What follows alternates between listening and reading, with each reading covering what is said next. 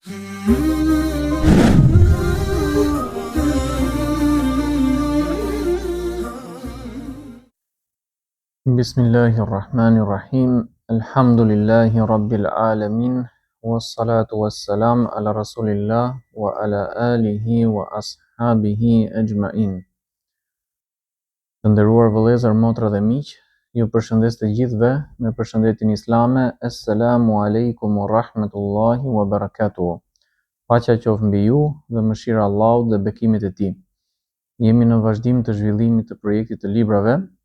Jemi në vazhdim të serisë së ligjëratave në lidhje me temat e fikhut dhe më konkretisht të libri Enciklopedia e Legjislacionit sipas 4 shkollave juridike. Mawsu'atul Fiqh ala madhahibil arba'a. Kemi trajtuar deri tani hyrjen kryesore që ka përshkruar autori në librin e tij dhe jemi tek tema e dytë në të cilën autori trajton biografitë e 4 imamëve kryesor të këtyre shkollave juridike dhe kjo mund të konsiderohet në vetvete si një pjesë e hyrjes, por se vazhdimi i gjërave të përgjithshme që kemi thënë në temën e kaluar. Pa humbur kohë, kalojmë te fjala e autorit ku thotë: Tarjamatul a'imma al-arba'a rahimahumullah. Biografia e 4 imamëve, Allahu i mëshiroft. Awalan tarjamatul imam Abi Hanifa an-Nu'man ibn Thabit. Së pari, biografia e imam Ebu Hanifës, Nu'man ibn Thabit. Autori ka marrë imamët sipas radhitjes që ata kanë në kronologji. Pra Ebu Hanife është i pari prej tyre, i cili i takon brezit të tabiinëve, brezi që vjen më një herë mbas sahabëve, për këtë arsye ai është trajtuar i pari. Thot autori: Hadha al-imam tabayanat aqwalu an-nasi fihi tabayunan balighan. فمن معظم أشد التعظيم فمقدم له على جميع العلماء وهم متعصبة الأحناف وفي مقابلهم من انتقصه وطعن في حفظه وفضله. Rreth këtij imami, mendimet e njerëzve kanë qenë shumë të ndryshme. Disa e kanë madhëruar jashtëzakonisht shumë, duke e vënë përpara të gjithë dietarëve. Këta janë ndjekësit e zjarrt të methebit Hanefi. Përballë tyre ka pasur edhe nga ata që e kanë nënçmuar, duke kritikuar kujtesën dhe vlerën e tij shkencore. Wa qad saqa al-Khatib rahimahullah fi tarjamatihi aqwal al-fariqayn illa anna asanid man ta'ana fihi al-ghalib 'alayha ad-da'f ash-shadid. ومع تتبع سيرته وانتقاء بعض الروايات عن الغلو والقصور اتضح لنا بفضل الله عز وجل الأمور وظهر ما أخبر به الحربي لا يقع في أبي حنيفة إلا جاهل أو حاسد. Hatibi, Allahu mëshiroft, në biografinë e tij ka përmendur qëndrimet e të dyja palëve, por shumica e transmetimeve që e kritikojnë atë kanë zinxhir transmetimi shumë të dobët, duke ndjekur jetën e tij me kujdes dhe duke përzgjedhur transmetimet më të largëta nga teprimet dhe mangësitë, me mirësinë e Allahut të madhëruar u bën të qarta faktet dhe u vërtetua ajo që ka thënë El-Harbi në lidhje me Ebu Hanifen, flet keq vetëm një i paditur ose një ziliqar. Për ne në kohën tonë, ky është një koment që po e shtoj unë nga vetja, është shumë e rëndësishme që t'i njohim biografitë e këtyre imamëve, për arsye se nga ata ka buruar feja në formë akademike dhe ata janë ndjekur gjerësisht në gjithë botën islame që nga kohët e vjetra deri në kohët tona dhe do të vazhdojnë të ndiqen inshallah dhe në vazhdim. Ata kanë dhënë kontributin dhe bazat për punën që kanë ngritur më pas dietarët e brezave të mëvonshëm, kështu që normalisht vlera e tyre shumë e madhe dhe në të njëjtën kohë çdo kush që nuk ka avancuar mjaftueshëm në dituri sa për të konsideruar dietar i thelluar, detyrimisht duke ju referuar shkollave juridike të këtyre 4 imamëve, i thjeshtohet puna në maksimum për mësimin e fesë. Kështu që për shkak të këtij kontributi të madh, ne duhet ta dimë atyre për nder, duhet i respektojmë figurat e tyre dhe duhet t'i trajtojmë me madhërimin e duhur. Ndërkohë që ndodh në disa raste nga ana e atyre që janë të paditur ose të paedukuar, që të tregojnë një mungesë respekti kundër ndonjërit prej këtyre imamëve, dhe ky është një gabim fatal për muslimanët. Përkundrazi, ata janë për ne në gradën më të lartë të respektit që mund të meritojë një njeri që është poshtë gradës së profetëve. Në të njëjtën kohë, Ebu Hanifeja në veçanti ka një vlerë të veçantë për ne si shqiptar, pra si musliman të këtyre trojeve dhe që flasin këtë gjuhë, për shkak se historikisht medhhebi i tij është ndjekur në territorin e Ballkanit. Edhe sot e kësaj dite është akoma i përhapur gjerësisht medhhebi Hanefi në këto toka, ndonse është medhhebi më i ndjekur në botën islame dhe në tërësi, dhe së fundmi ka filluar të përhapet dhe medhhebi Hambeli, për shkak të studentëve që kanë ardhur nga shkollat dhe universitetet arabe. Pra, medhhebi Hambeli ka filluar të përhapet tani së fundmi, kurse medhhebi Hanefi ka qenë prezent gjatë gjithë kohës këtu prej shekujsh. Për këtë arsye, këto të dyja për ne kanë një rëndësi të veçantë, dhe studimi i tyre na ndihmon që të kuptojmë dhe fen më mirë. Më pas thot autori: Wa idha kana al-aslu fi al-muslim husn adh-dhann fa kayfa biman shahida lahu ulama'u 'asrihi bi-thabati wal-'adala wal-fiqh والشرف والفضل وكيف بمن امتلأت قلوب المسلمين بمحبته وشغلت الألسنة بالثناء عليه. Nëse parimi bazë për një musliman është mendimi i mirë për tjetrin, dhe kjo vlen për të gjithë në çdo kohë dhe në çdo vend, çfarë mund të thuhet për një njeri për të cilin kanë dëshmuar dietarët e kohës së tij për qëndrueshmëri, drejtësi, dituri, fisnikëri dhe virtyt? Normalisht kjo është një lloj vlerësimi i veçantë. Çfarë mund të thuhet për një njeri dashuria për të cilin ka mbushur zemrat e muslimanëve dhe gjuhët janë angazhuar duke e lavdëruar? Më pas thot: وقد قال النبي صلى الله عليه وسلم تلك عاجل بشرى المؤمن رواه مسلم. Për më tepër i dërguari Allahut sallallahu alaihi wasallam ka thënë, kjo është një përgëzim i shpejt për besimtarin, e transmeton atë Muslimi. Pra, kur thot përgëzim, ka për qëllim që është një shenjë e mirë për të ardhmen e tij në botën tjetër në përjetësi.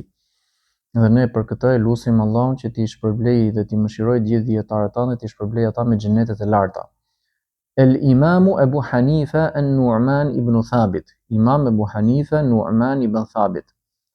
قال الحاج السبكي ينبغي لك أيها المسترشد أن تسلك سبيل الأدب مع الأئمة الماضين وأن لا تنظر إلى كلام بعضهم في بعض إلا إذا أتى ببرهان واضح ثم إن قدرت على التأويل وتحسين الظن فدونك وإلا فاضرب صفحا عما جرى بينهم فإنك لم تخلق لهذا فاشتغل بما يعنيك ودع ما لا يعنيك.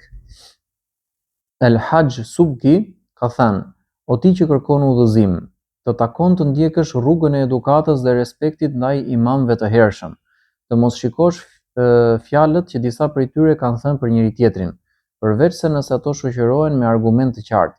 Pastaj, nëse ke mundësi të interpretosh ato fjalë në mënyrën më të mirë dhe të kesh mendim të mirë për ta, atëherë bëje këtë.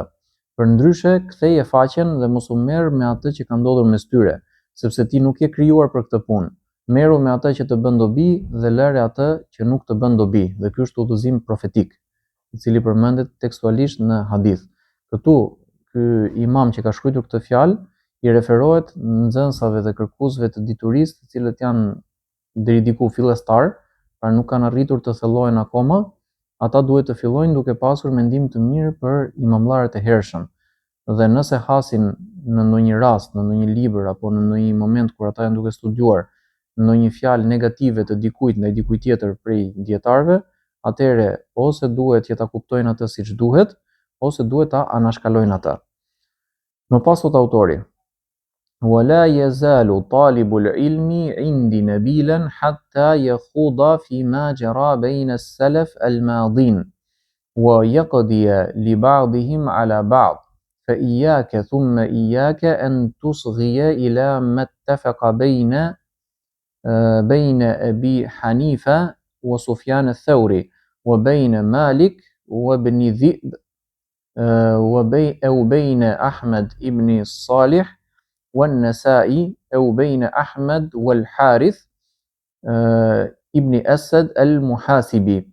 وهل جرى إلى زمان العز ابن عبد السلام والشيخ تقي الدين ابن الصلاح.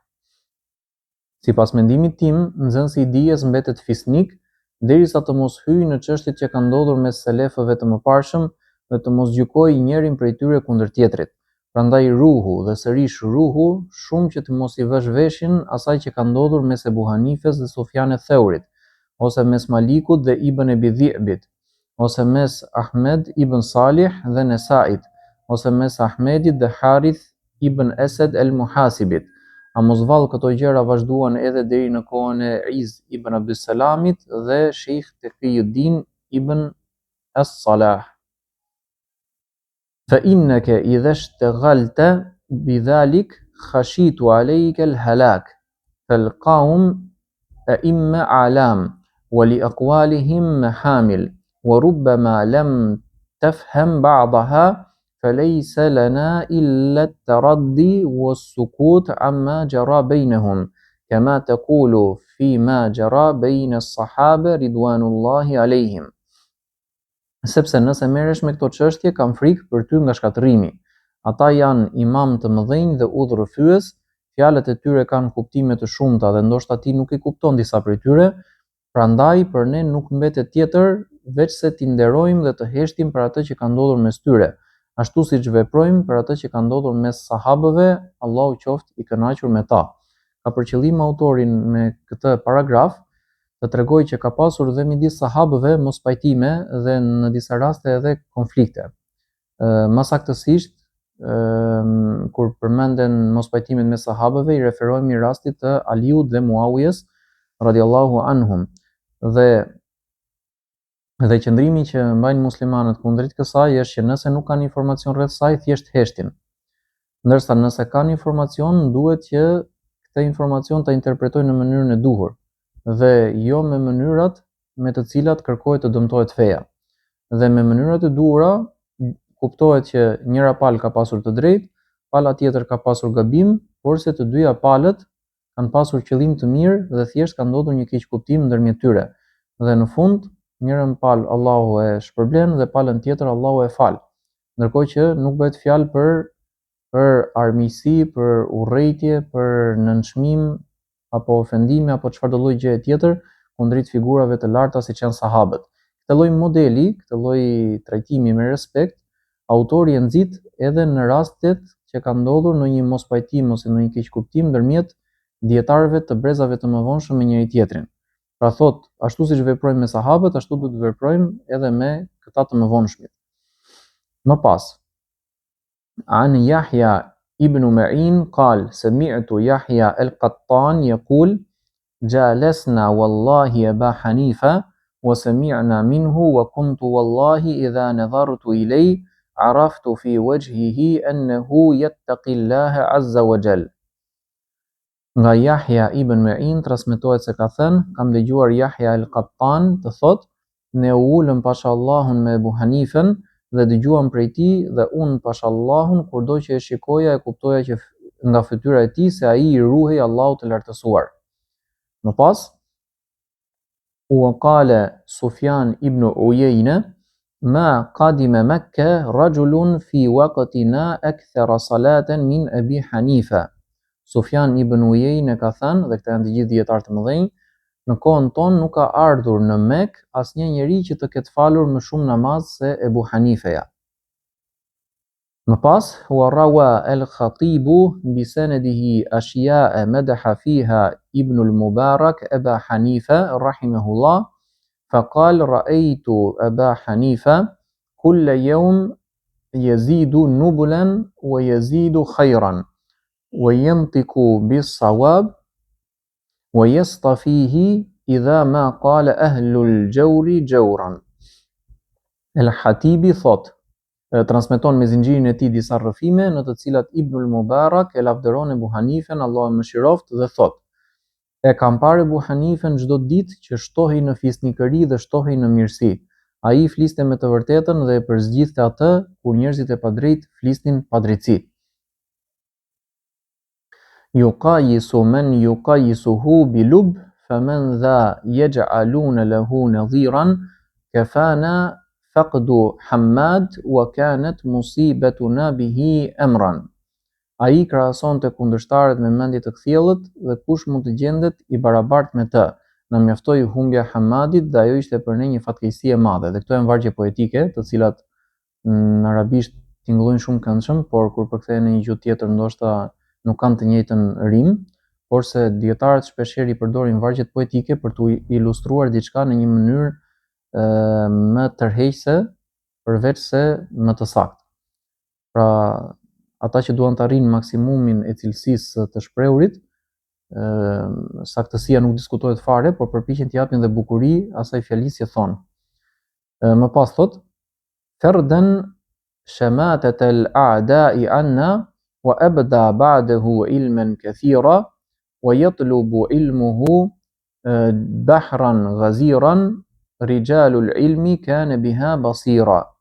Por ai u aktheu mbrapsht gëzimin e armiqve tan dhe pas tij shfaqi dije të shumtë. Ai kërkonte dijen si një det i pafund dhe njerëzit e dijes e dinin se ai ishte i mprehtë në të. Ra'aytu Aba Hanifata hina yuqwa idha mal mushkilatu tadafa'atha. E kam parë Abu Hanifen kur qëndronte i fortë kur vështirësitë përplaseshin mes tyre. Më pas vazhdon me paragraf të zakonshëm jo poetik. وبعد فلسنا مع متعصبة الأحناف الذين يرفعون الإمام أبا حنيفة فوق جميع علماء الأمة أو الذين يعتقدون أن رسول الله صلى الله عليه وسلم بشر به وأنه لقي جميعا من الصحابة وروى عنهم. Dhe më pas, ne nuk jemi prej fanatikëve të mezhebit Hanefi, të cilët e ngritën Imam Ebu Hanifen mbi të gjithë dietarët e umetit, as me ata që besojnë se i dërguari Allahut sallallahu alaihi wasallam ka përgëzuar për të, apo se i ka takuar të gjithë sahabët dhe ka transmetuar prej tyre. Pra ka për qëllim autori të tregojë që ka prej njerëzve që e kanë tepruar në lavdërimin ndaj Ebu Hanifes, deri aty sa që thonë që nuk ka asnjë dietar tjetër që të jetë në gradën e tij, ndonse kjo mundet të jetë e vërtet, por se është egzagerim që të këmbgulësh me bindje që është kështu dhe pikë. Në të njëjtën kohë ka prej njerëzve të cilët pretendojnë se profeti sallallahu alaihi wasallam e ka përmendur atë në hadithet e tij, ndërkohë që dhe kjo rezulton e pasakt. Dhe ka prej njerëzve të cilët e kanë tepruar duke pretenduar se ai ka takuar të gjithë sahabët dhe ka transmetuar gjëra prej tyre, pra ka transmetuar hadithe. Më pas كما أننا كذلك لسنا مع الذين يطعنون فيه ويجرحون وينسبون إليه الأقوال الشنيعة ظلما وبهتانا. Po ashtu nuk jemi as me ata që e sulmojnë dhe e njollosin, duke i atribuar atij fjalë të shumtuara me padrejtësi dhe shpifje. Pra ka dhe një ekstrem tjetër njerëzish të cilët e kanë tepruar duke e ofenduar, duke e ulur vlerën e tij. Pra dikush e ka ngritur më shumë nga ç'duhet, dikush e ka ulur më shumë nga ç'duhet. Ndërsa autori kërkon të qëndrojë tek mesatarja dhe kjo është ajo që kërkon edhe feja islame prej nesh në përgjithësi, jo vetëm tek rasti i Ebu Hanifes.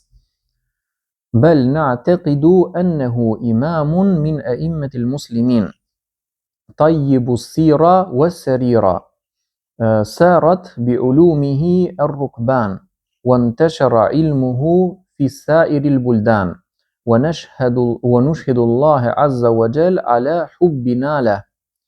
Përkundrazi, ne besojmë se ai është një imam për imamëve të muslimanëve, me biografi dhe brendësi të mirë, dijet e tij u përhapën me karvan dhe dituria e tij u shpërnda në të gjitha vendet. Ne e marrim Allahun e lartësuar si dëshmitar për dashurinë tonë ndaj tij. Ky është qëndrimi i dur dhe ky është qëndrimi që duhet të kemi dhe që duhet të predikojmë dhe për të tjerët. Më pas, wa huwa min a'immatil ijtihad مأجور على كل حال إما أجرا كاملا إن كان مصيبا وإما أجرا ناقصا إن أخطأ وهو معذور إن أخطأ. Ai është nga imamët e ijtihadit, në çdo rast është i shpërblyer ose me shpërblim të plot nëse ja ka qelluar të drejtës, ose me shpërblim të pjesshëm nëse ka gabuar dhe ai është i arsyetuar atëherë kur gabon. Këtë gjë e themi edhe për dietarët e tjerë të mëdhenj. Wal a'immatul arba'a al-kiramu lahum min al-manzila al-khassa fi qulubil muslimin لانتفاع الناس بعلمهم ولعل لهم من سريرة الخير ما رفع الله بهم منازلهم وأبقى على مر الزمان ذكرهم. Katër imam të nderuar kanë një pozitë të veçantë në zemrat e muslimanëve, për shkak të përfitimit të njerëzve që kanë pasur nga dija e tyre, pra i kanë bërë njerëzve shumë dobi. Ndoshta ata kishin një sinqeritet të brendshëm nëpërmjet të cilit Allahu a ngriti gradat dhe bëri që përmendja e tyre të mbetet ndër breza me kalimin e kohës.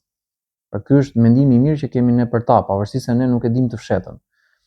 Fanas'alullaha azza wa jall an yumitana ala hubbihim wa an yahshurana fi jam'ihim yawma yuhsharu al-mar'u ma'a man ahab. Wa salillahumma wa barik ala Muhammad wa alihi wa sahbihi wa sallam. Prandaj i lutemi Allahut të madhëruar që të na bëjë të vdesim në dashurinë e tyre, pra që t'i duam ata, dhe të na ringjallë në shoqërinë e tyre ditën kur njeriu do të ringjallet bashkë me atë që ka dashur. O Allah, bekoje dhe jepi paqe Muhamedit, familjes së tij dhe shokëve të tij. Më pas thot autori, ismuhu wa mauliduhu wa sifatuhu. Ismuhu Nu'man ibn Thabit ibn Zuta at-Taymi al-Kufi مولى بني تميم ابن ثعلبة وقيل سبب تكنيته بأبي حنيفة ملازمته للدوات المسمى حنيفة بلغة العراق. Emri i tij, lindja e tij dhe përshkrimi i tij. Emri i tij është Nu'man ibn Thabit ibn Zuta at-Taymi al-Kufi, pjesëtar i fisit Banu Tamim ibn Tha'laba. Është thënë se arsyeja pse u quajt me pseudonimin Ebu Hanife është për shkak të lidhjes së tij të vazhdueshme me enën e bojës që quhej Hanife në gjuhën e Irakut, pra nga që shkruante shumë dhe studionte shumë. Maulidu wulida sana 80 bil Kufa fi khilafati Abdul Malik ibn Marwan fi hayati الصغار الصحابة ورأى أنس ابن مالك لما قدم عليهم الكوفة ولم يثبت له حرف عن أحد منهم. Lindja e tij, ai lindi në vitin 80 Hijri, pra pas emigrimit të muslimanëve nga Mekka në Medinë, sipas kalendarit hënor, në qytetin e Kufas, i cili është një qytet i ndërtuar në Irak nga ana e muslimanëve. Gjatë sundimit të Abdul Malik ibn Marwan, i cili është një prej udhëheqësve të familjes Beni Umeje, të cilët kanë marrë drejtimin e shtetit islam mbas periudhës së halifëve të drejtë, dhe këtë e kemi përmendur, e kemi cekur edhe tek libri që trajton udhëheqjen e kësaj familje. Në kohën kur disa prej sahabëve më të rinj ishin ende gjallë, pra i ka arritur Ebu Hanife brezin e sahabëve, për këtë arsye ai konsiderohet prej brezit të tabiinëve. Ai e pa Enes ibn Malik kur ky erdhi në Kufa, por nuk është vërtetuar se ai ka transmetuar qoftë edhe një shkronjë prej ndonjërit prej tyre. Pra, që e ka parë dikë prej sahabëve dhe që ka jetuar njëkohësisht me jetesën e të vegjëlve prej tyre, kjo konfirmohet. Por që ai të ketë transmetuar gjëra prej sahabëve, kjo nuk konfirmohet. Më pas, sifatuhu qala Abu Yusuf rahimahullah kana rab'a min ahsanin nasi sura wa ablaghihim nutqa wa akmalihim irada wa ahlahum naghma wa abyanihim hujja ala man yurid. Përshkrimi i tij, Ebu Yusuf, Allahu e mëshiroft, ka thënë: ai ishte me 7 mesatar, pra me trup ose gjatësi mesatare, nga njerëzit më të bukur në pamje, më elokuenti në të folur, më i plot në shpjegim, më i këndshëm në intonacion dhe më i qartë në argument ndaj atij që kundërshtonte. Wa qala Hammad waladu kana tawilan ya'luhu sumra jamilan hasan al-wajh هيوبا لا يتكلم إلا جوابا ولا يخوض فيما لا يعنيه. Ndërsa Hamadi, biri I tij, ka thënë: ai ishte I gjatë, me ngjyrë të errët të lëkurës, I bukur dhe me fytyrë të hijshme, dinjitoz, nuk fliste veçse kur ishte e nevojshme për të përgjigjur dhe nuk hynte në gjëra që nuk I përkisnin. Pra ka për qëllim të tregoj me këtë shprehje që Ebu Hanife nuk merrej me biseda të kota dhe nuk e harxhonte kohën e tij me gjëra që nuk I bënin dobi, e jo me gjëra që mund t'i bënin dëm. Përkundrazi, ai fliste pak dhe vetëm atëherë kur duhej dhe vetëm aq sa duhej, dhe kjo është rruga që duhet ndjekin gjithë muslimanët, qofshin edhe fillestar në dituri. Pra, sasia e dijes që ne vëmë në praktik është më me rëndësi se sa sasia e madhe e saj që ne mund të grumbullojmë.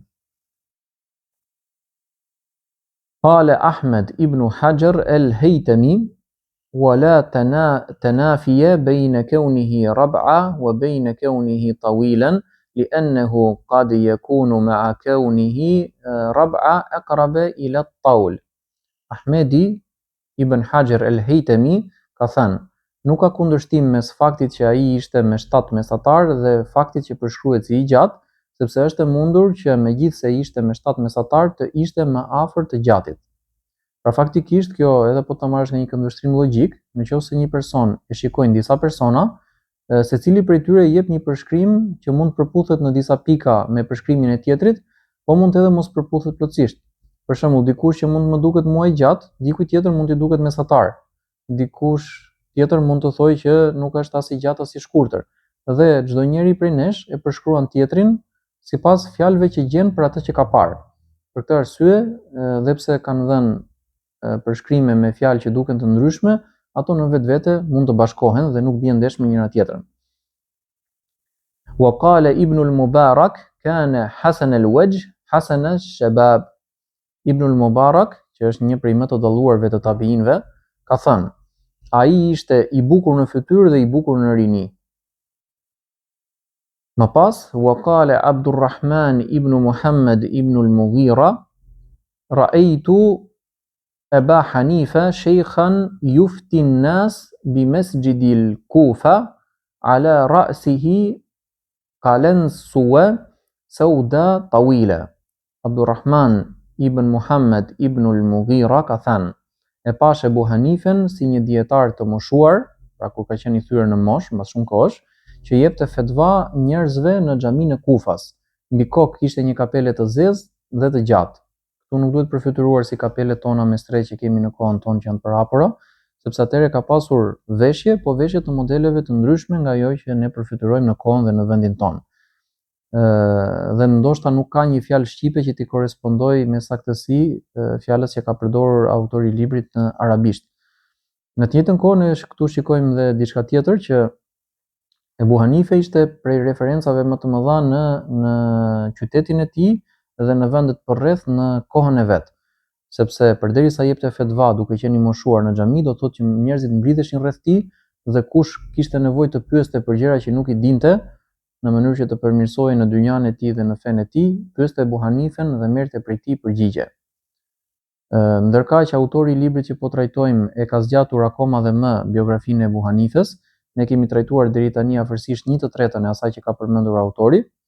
Për këtë arsye, pjesët e tjera do t'i lëm për në videot e mëvonshme, në mënyrë që të mos zgjatet videoja përtej sasisë së përballueshme. Këtu e mbyllim regjistrimin për sot, duke I kujtuar shikuesit që të na ndihmojnë me nga një subscribe, like edhe share. I përshëndesim të gjithë. Subhanakallahumma wa bihamdik, wa ashhadu an la ilaha illa anta, wa astaghfiruka wa atubu ilayk.